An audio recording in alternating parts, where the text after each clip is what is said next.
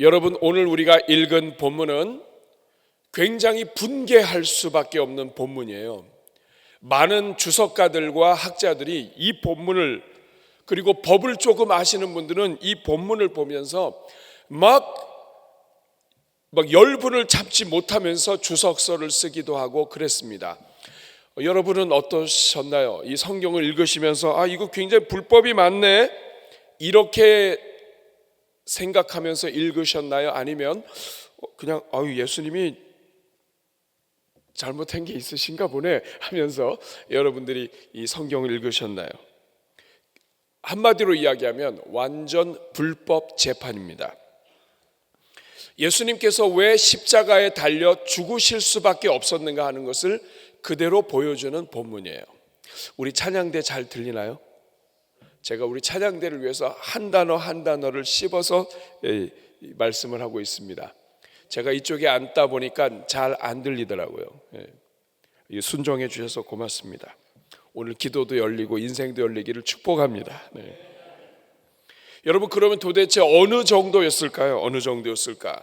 오늘 본문에는 죄가 들어와서 마귀가 이 세상을 지배하는 이 악한 마귀의 세 가지 특성이 오늘 본문에 그대로 다 나타납니다. 세 가지 특성, 어떤 게 있는지 아십니까? 오늘 한번 살펴보겠습니다. 첫 번째는 불법이에요. 마귀의 첫 번째 특징, 불법입니다. 요한일서 3장 4절 말씀을 보면 죄를 짓는 자마다 불법을 행하나니 죄는 불법이라. 죄는 불법이에요. 자기가 법이에요. 마귀가 법이에요. 하나님의 모든 법을 부인하는 것, 이것이 마귀의 특성이에요. 그런데 예수님의 재판은 전체가 불법입니다. 어느 정도인가? 바리새인들은 미시나라고 하는 자기들의 법전을 따릅니다. 유대인들은 두 가지의 토라가 있습니다. 신명기 6장을 중심으로 해서 모세 오경을 근간으로 한 기록된 토라, 하나님의 말씀이 있고요. 이 기록된 토라를 어떻게 구체적으로 실천할 것인가 해서 바리새인들을 중심으로 실천할 수 있는 강령을 구전으로 내려오다가 기록된 것이 있습니다. 이것이 구전된 토라라고 하는데, 이것이 나중에 기록이 되어 미시나라고 하는 책으로 기록이 됩니다. 그래서 유대인들은 세 가지 중요한 책이 있어요. 고전이 있습니다. 성경, 미시나, 탈무드, 이것이 히브리 사람들에게 있어서 세 가지 중요한 책인데 3대 고전이라고 그래요. 그런데 성경 다음으로 유대인들이 어떻게 하나님의 말씀대로 실천할 것인가 하는 것을 적어놓은 것이 바로 미시나예요. 이 미시나에는 재판 절차가 자세히 나와 있습니다. 그러니까 재판을 할 때에는 이렇게 재판해라, 이게 나와 있는 거예요. 중요한 소송은 절대로 야간 재판을 하지 말아라. 그래야 실수하지 않는다. 또한 이틀 동안 계속해서 재판을 진행해라. 그래야 실수하지 않는 거죠. 하루 재판하더라도 하루로 끝내지 말고 더 다시 생각할 수 있는 기회를 가져서 이틀 재판을 해라.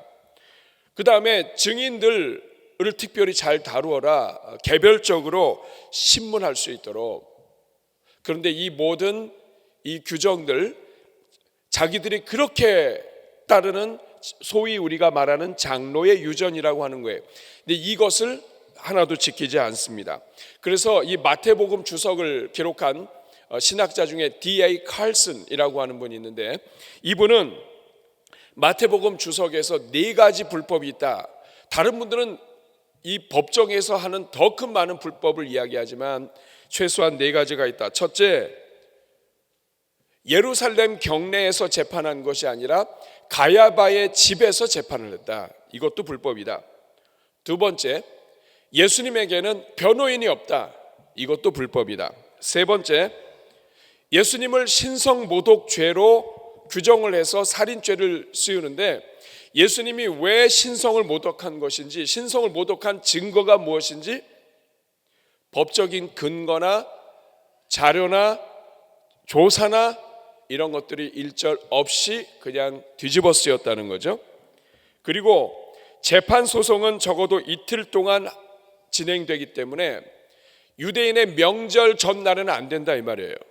그런데 유대인의 명절 전에, 그것도 단시간 내에 이 모든 재판을 다 처리해 버립니다. 그러니까 예수님을 불법자로, 법을 어긴 사람으로 처형하기 위해서 어떻게 해서든지 사람들이 이의를 제기하기 전에 신속하게 처리해서 하지 않으면 밀란이 나고 예수님을 따르는 자들이 많으니까 어떻게 해서든지 빨리 처리하려고 불법으로 신속하게 해버린 거예요. 두 번째 마귀의 특징은 거짓 증언입니다. 거짓이죠. 마귀는 거짓의 아비예요. 모든 거짓이 마귀로부터 옵니다. 요한복음 8장 44절 말씀을 보면 너희는 너희 아비 마귀에게서 났으니 너희 아비의 욕심대로 너희도 행하고자 하느니라. 그는 처음부터 살인한 자요 진리가 그 속에 없으므로 진리에 서지 못하고 거짓을 말할 때마다 제 것으로 말하나니 이는 그가 거짓말장이요 거짓의 아비가 되었습니다. 마귀는 거짓의 아비고 모든 거짓은 마귀로부터 옵니다. 그런데 오늘 이 본문에 나와 있는 예수님의 이 재판은 거짓으로 가득 차요. 여러분, 사내들인 공회가 나름대로 규정한 것이 있습니다. 재판에 대해서. 재판은 이렇게 해야 된다. 낮에 재판해야 된다. 유월절 기간 동안에는 다룰 수 없다. 또 무죄를 선언할 경우에는 당일날 끝날 수 있다. 그렇지만 사형을 판결하게 된다면 재판장의 마음에 자비심이 발동할 수 있도록 시간의 여유를 주기 위해서 다음 날 선고하게 되어 있습니다. 이것이 사내들인 공회가 자기들이 정해놓은 법이에요. 특별히 증인에 대해서 뭐라고 얘기했냐면 증인 두 사람이 필요하죠. 성경은 항상 두 사람 이상의 증인이 필요한데 증인 두 사람은 재판 전에 서로 만나면 안 돼요.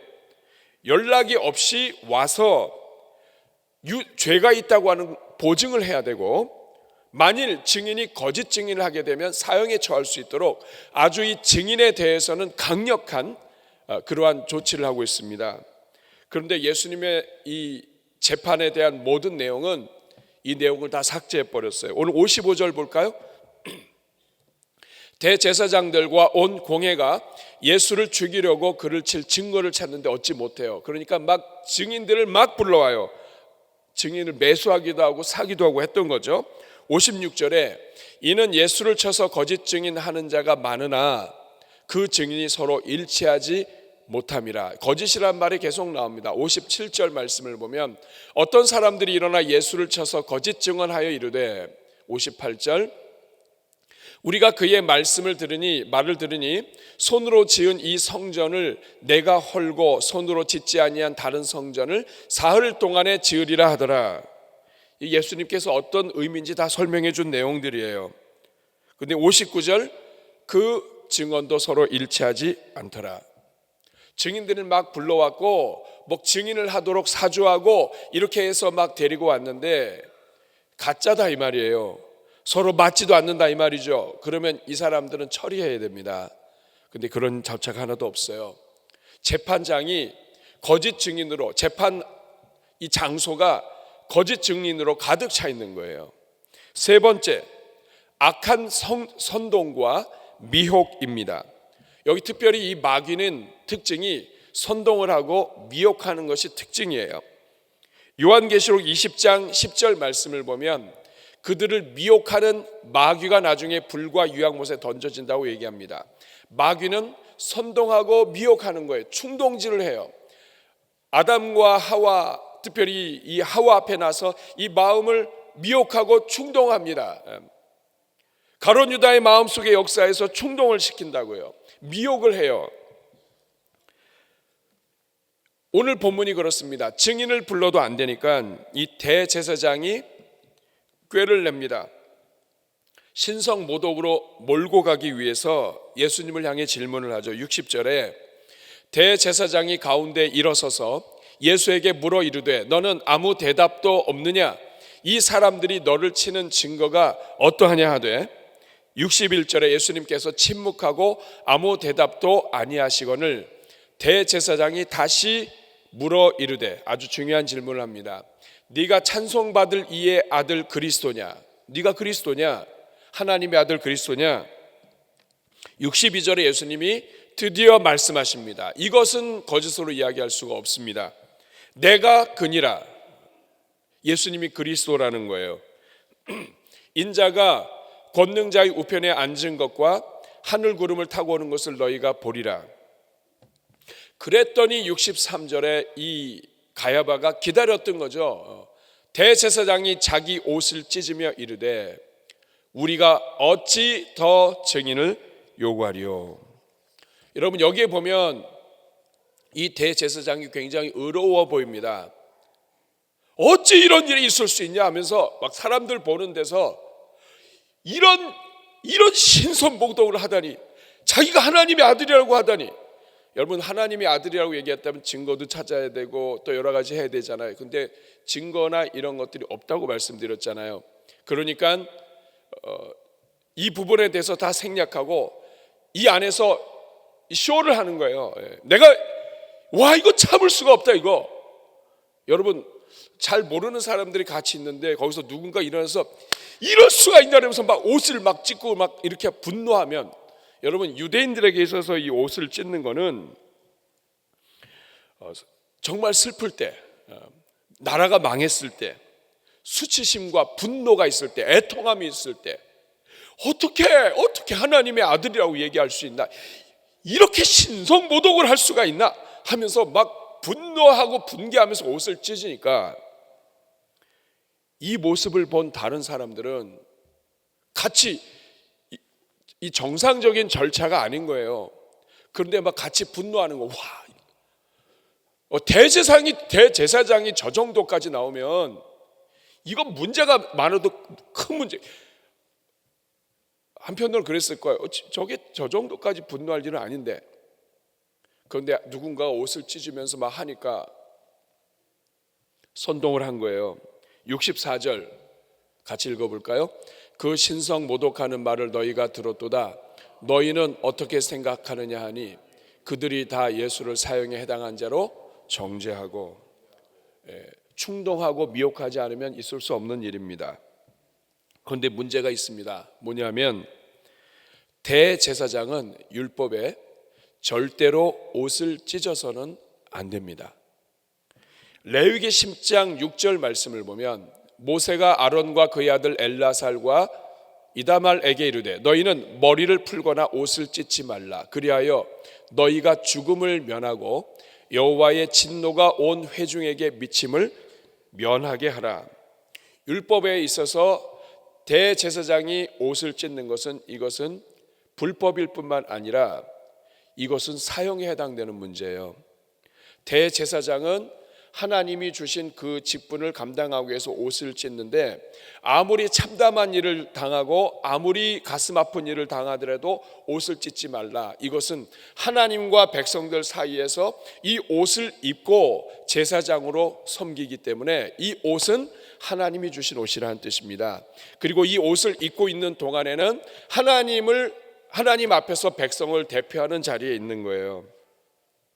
하나님 앞에 설 자격을 이 옷으로 덮은 겁니다. 죄가 많은 인생을 이 하나님이 만들어주신 말씀대로 짓게 하신 이 옷을 입고 인간의 모든 부족함을 덮고 하나님 앞에 설 수 있게 된다는 자격이에요. 이 옷을 찢는다, 이것은 하나님이 주신 자격을 없애는 것이고 하나님과의 관계를 끊는 거예요. 결국 뭡니까? 이 가야바는 대제사장으로서 자기의 뜻을 이루기 위하여 하나님의 법을 무효로 만든 거예요. 자기의 분노와 그리고 자기의 이 정당함을 드러내기 위하여 예수님을 꼭 죽여야 합니다. 왜냐하면 성전 안에서 세금을 받는다든지 모든 것들은 다 대제사장이 관할이에요. 그런데 예수님께서 이 장사하는 것들을 다 뒤집었습니다. 성전을 기도하는 처소가 아니라 물건 파는 처소로 만든 것에 대해서 예수님께서 하셨습니다. 예수님을 계속 내버려 두면 본인의 모든 이 부정과 부패가 다 드러나게 돼요. 그러니까 어떻게 해서든지 죽여야 됩니다. 그러니까 근데 방법이 없어요. 선동을 해서 죽입니다. 그런데 선동할 때 자기 옷을 대제사장의 옷을 찢어요. 사랑하는 여러분, 선동된 것에 사람들은 이성을 잃어요. 65절에 보니까 같이 죄를 짓습니다. 어떤 사람은 그에게 침을 뱉으며 그의 얼굴을 가리고 주먹으로 치며, 얼굴을 가리고 주먹으로 치며. 왜 얼굴을 가렸을까요? 두려운 거죠. 예수님하고 눈 부딪히고 싶겠어요? 선지자 노릇을 하라 하고 하인들은 손바닥으로 치더라. 하인들도 손바닥으로 치더라. 가야바가 대제사장이 의복을 찢었다는 것은 유대민족 전체를 하나님께로 인도해야 될 제사장이 하나님과의 관계가 끊어지는 것이 됩니다. 유대민족 전체를 하나님으로부터 분리시키는 좋지 않은 행위예요. 악한 행위입니다. 결국 예수님은 마귀의 세 가지 특징을 그대로 담은 법정에서 살인 사형 선고를 받습니다. 불법이요, 거짓이요, 그리고 선동과 이 모든 것 속에서 다른 사람들을 미혹하는 데까지 이 모든 것이 총동원돼서 예수님을 처형하게 됩니다. 오늘 우리가 보는 입장에서는 굉장히 이 나쁜 사람들이죠. 분통이 터지는 일입니다. 그런데도 불구하고 예수님은 이 재판에 순응하셔서 그대로 십자가의 길로 걸어가십니다. 저는 오늘 이 법정에서 일어난 이 모습을 가지고 이 불법 재판을 통해서 하나님께서 오늘 우리에게 가르쳐 주시는 것이 무엇인가, 오늘 이 본문을 통해서 우리가 묵상해야 될 것이 무엇인가를 여러분들과 함께 나누려고 합니다. 첫 번째는 하나님은 대제사장 가야바를 통해서 예수님이 바로 그리스도이시기 때문에 죽으시게 되셨음을 드러내신다는 거예요. 여러분 참 아이러니하죠. 예수님의 죄명이 무엇인지 아십니까? 그리스도예요. 그리스도이기 때문에 죽은 거예요. 네가 그리스도냐? 예수님이 대답하십니다. 내가 그니라. 이것이 사형 받게 되는 범죄 제목이에요. 예수님이 죽으신 것은 예수님이 그리스도이시기 때문입니다. 성경이 예언한 그대로예요. 기름 부으신 자가 온다. 메시아가 온다. 그는 기름을 부으신 자요, 그분은 왕이요 선지자요 제사장인데 그분이 오신다. 그분이 메시아다. 그런데 네가 그리스도냐? 그리스도다라고 하는 이 말에, 그 말을 듣고 가야바는 사형 선고를 내립니다.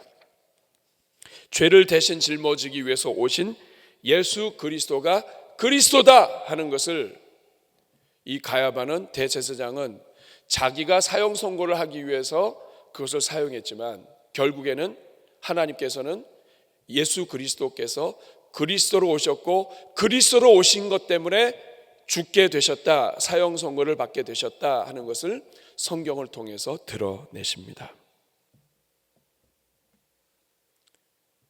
결국 이 가야바는 예수님은 그리스도이심을 드러내고 자기야말로 그 그리스도를 통해서 죄 사함을 받아야 할 죄인이라고 하는 것을 다 드러내놓고 고백한 결과가 된 것입니다. 예수님께서 모든 죄를 대신하여 죽으시는 그리스도로 오신 것을 이 불법 재판을 통해서 우리 하나님은 드러내시고 예언을 성취하셨다는 것입니다. 불법 속에서도 하나님의 뜻은 그대로 이루어집니다. 아무리 마귀가 선동을 하고 문제를 일으키고 불법과 거짓으로 해도 하나님은 하나님의 뜻을 이루십니다. 성도의 삶도 마찬가지예요. 때로는 우리의 삶에 불의가 있고 불법이 있고 문제가 있고 거짓이 있고 연약함이 있어도 우리를 사랑하시는 하나님 안에서 모든 것이 합력하여 선을 이루게 하시는 하나님이십니다. 그 하나님 때문에 우리가 사는 거예요. 두 번째, 오늘 본문은 우리에게 가야바가 예수님을 향해 선고한 사형 선고는 자기 자신을 향해서 사형 선고를 한 것과 같다는 것을 보여줍니다. 대제사장 가야바는 온갖 불법과 거짓과 선동을 통해서 자기 입으로 죄 없으신 예수님이 죄가 있다고 선포하고 사형에 해당된다고 하는, 사형에 해당되는 죄인이라고 선포합니다. 그러나 그가 예수님이 죄인이라고 선포하기 전에 하는 일이 무엇입니까? 자기 옷을 찢는 거예요. 이 무엇을 의미합니까? 자기야말로 죽어야 될 죄인이에요. 자기야말로 죽어야 할 죄인이에요. 자신이 사형 선고를 내렸지만 진짜 하나님으로부터 사형 선고를 먼저 받아야 될 사람이 누구냐? 자기예요. 예수님은 누구신가? 자기처럼 남을 정죄하고 남을 지적하지만 자신이 먼저 하나님 앞에서 죽어야 될 죄인이고 예수 그리스도의 은혜가 없으면 구원받을 수 없는 죄인이라고 하는 것을 이 가야바는 자기의 이 불법을 통해서 그대로 다 나타냅니다.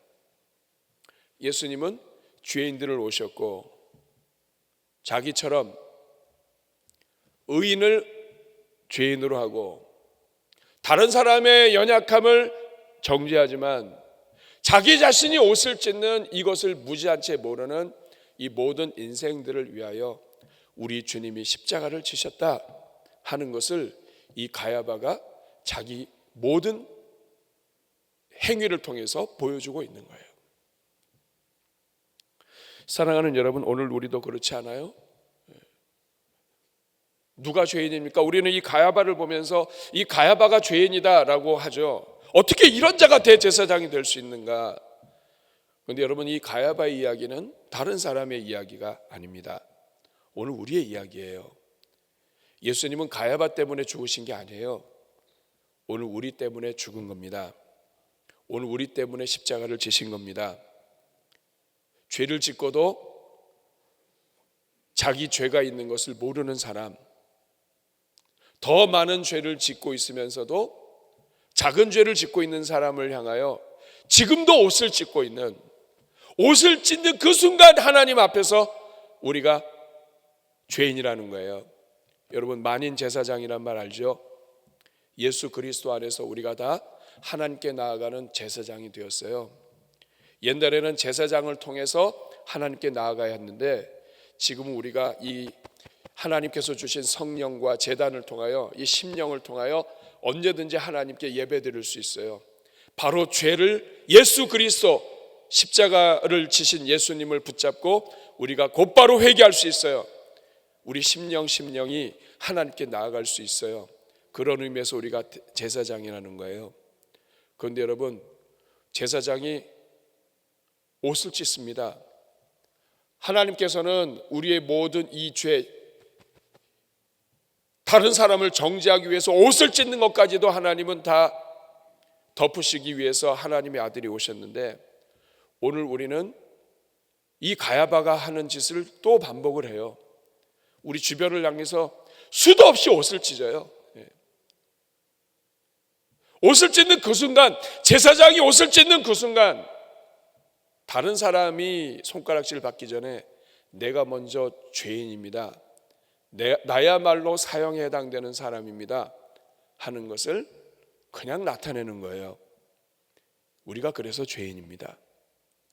세 번째, 오늘 본문에서 살짝 비춰졌지만 오늘 이 땅을 사랑하는 성도들에게 주시는 또 하나의 말씀이 있어요. 그것은 참된 증인이 멀찍이 따라가면 증인으로 서지 못하고 죄를 짓게 된다는 거예요. 오늘 54절 말씀 같이 읽겠습니다. 시작. 베드로가 예수를 멀찍이 따라 대제사장의 집들 안까지 들어가서 아랫 사람들과 함께 앉아 불을 쬐더라. 사랑하는 여러분, 지금 이 재판장이 온갖 불법으로 가득 차 있습니다. 거짓 증인으로 가득 차 있습니다. 그리고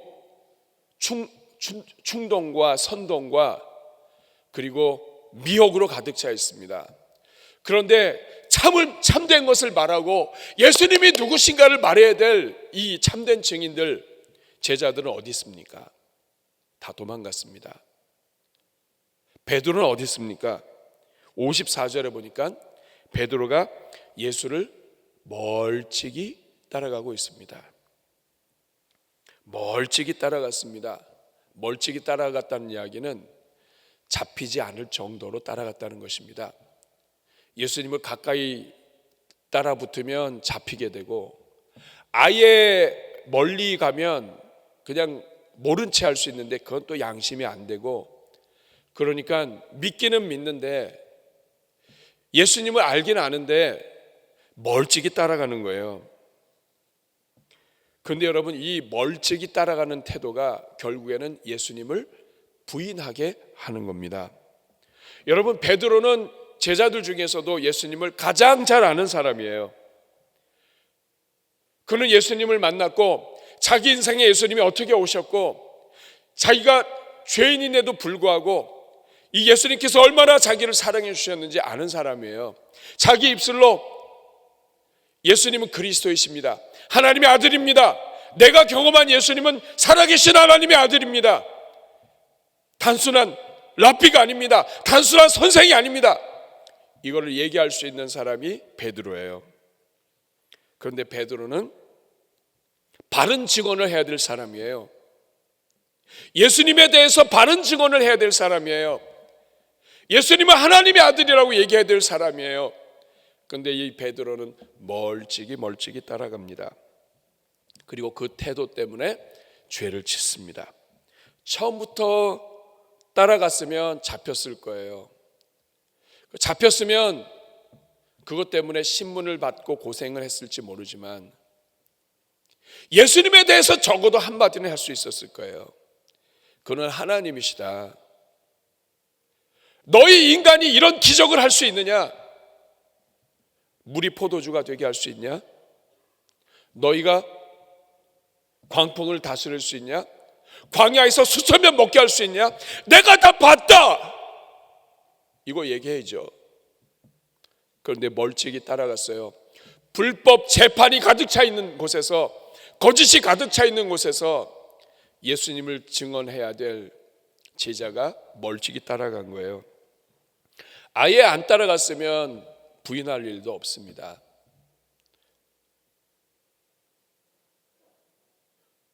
이것도 아니고 저것도 아닌 거죠. 결국에는 죄를 짓고 맙니다. 우리 신앙생활도 그래요. 예수님을 믿으면 예수님이 누구신가를 만나야 돼요. 예수님이 하나님의 아들이심을 내가 만나야 돼요. 그런데 교회 생활이 좋고 신앙생활이 습관이 되었고 하나의 문화가 되고 내 삶의 일부가 되다 보니까 교회는 다녀요. 직분도 가졌습니다. 그런데 예수님이 누구신가에 대해서는 멀찍이 있어요. 신앙생활 여러분 제대로 해야 합니다. 예수님을 다시 만나야 됩니다.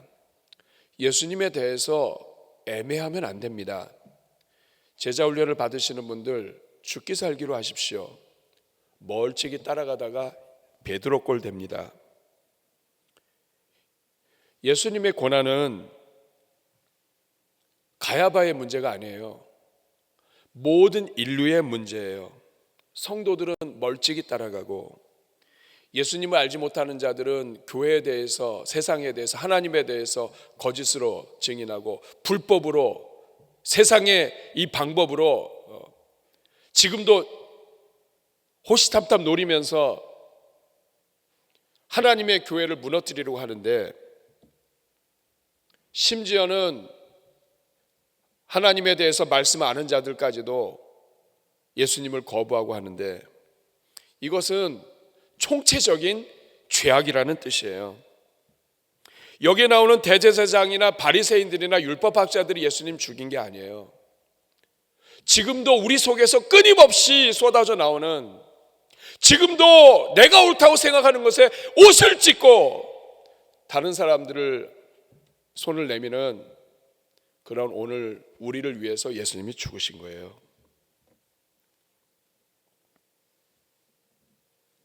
그렇지만 예수님은 불법 재판 속에서도 십자가의 길을 끝까지 거부하지 않으셨습니다. 그 이유는 저와 여러분을 사랑하시기 때문이에요. 우리를 사랑하시고 이 총체적으로 어디서부터 어디까지, 제자에서부터 불법에 이르는 자들까지 손댈 수가 없는, 정상적으로 따져서 할 수 없는 죄 가운데 있는 인생들을 아셨기 때문에 이 모든 이 죄악을 주님께서 짊어지시고 십자가 달려 피를 흘리심으로 모든 죄를 덮어버리기로 작정하신 거예요. 죄로 덮는 것 외에는 인간의 이 더러움을 해결할 수가 없는 거예요. 예수님을 내어준 것은 가야바가 아닙니다. 바로 우리 자신입니다. 우리 찬양팀 나와주시고요. 우리 내 평생 살아온 길이라고 하는 찬양이 있습니다. 옛날에는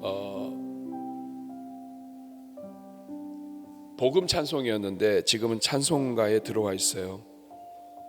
내 평생 살아온 길 뒤를 돌아보니 걸음마다 자옥마다 다 죄뿐입니다. 쓰리고 아픈 마음. 우리 한번 같이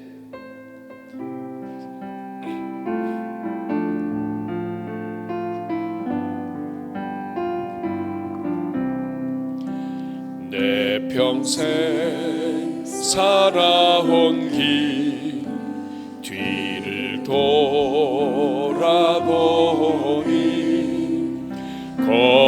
걸음마다 자욱마다 다 죄뿐입니다. 쓰리고 아픈 마음 가눌 길 없어서 골고다 언덕 길을 지금 찬 2절 하겠습니다. 나 같은 못난 인간 주께서 살리시려 하늘의 영광 보좌 모두 다 버리시고 천하디 천한 종의 형상을 입으셨네. 아 주의 사랑 어디에 견주리까. 예수님 나의 주님 사랑의 내 하나님 이제는 예수님만 내 자랑 삼겠어요. 나의 남은 인생길 주와 걸어가면서 예수님 복음 위에 3절 다시 하겠습니다. 예수님 나의 주님 사랑의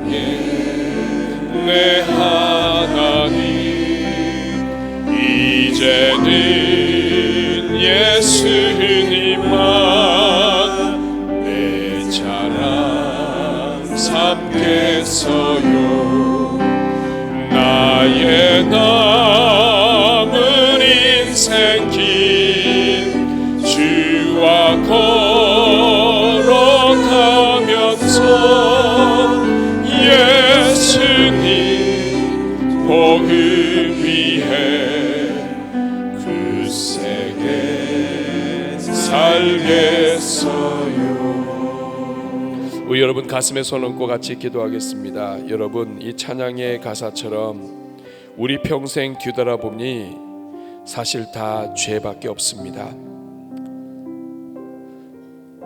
가야바가 한 것처럼 불법과 거짓과 선동과 미혹과 나의 의를 드러내기 위해서 나의 분을 드러내고 그것 때문에 사람을 미혹하고 선동하고, 여러분 가야바와 우리를 비교하면 정도의 차이일 뿐이지 사실 우리 다 죄인입니다. 그럼에도 불구하고 여전히 우리가 옷을 찢고 있는 죄인들입니다. 사랑하는 여러분, 오늘 이 새벽은 주님 앞에 우리 자신을 그대로 말씀 앞에 드러내며 올려드리는 시간이 되면 좋겠습니다. 이 시간 기도하실 때 주님, 내가 죄인입니다. 가야바가 잘못해서 십자가에 죽으신 것이 아니라 바로 내가 가야바입니다. 하나님, 불쌍히 여겨 주옵소서. 지난 시간 나의 인생 되돌이켜보니 내 인생이 죄로 가득 차 있습니다. 오늘 여러분, 이 새벽이, 이 아침이 거룩한 새벽 될 수 있기를 바랍니다. 누구든지 우리의 연약함을 주님 앞에 고백하면 우리 주님이 우리를 안아주시고 우리의 모든 죄를 다 덮어주시는 줄로 믿습니다.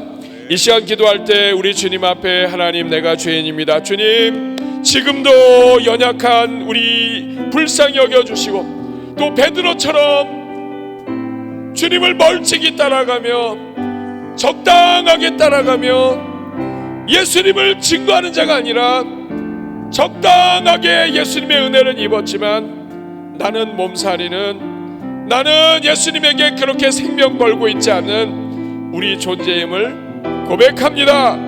우리 자신을 돌아보며 오늘 말씀을 생각하며 회개의 기도 올려드릴 때 우리 주님께서 기뻐하실 줄로 믿습니다. 이 시간 한번 저를 따라해 주시기 바랍니다. 주여 은혜를 주옵소서.